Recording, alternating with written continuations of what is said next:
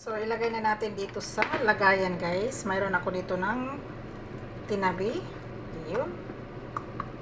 Ilagay natin siya dito. Yung ating delicious hummus. Uy, ayaw matanggal yung ating... Yun. Tanggalin ang ating... Yun, guys. Kasi sayang, no? Na, mayroon pa naman sa gilid. Tapos, more. So, ipakita ko yan mamaya, guys. Tapos, lagyan natin ng olive oil.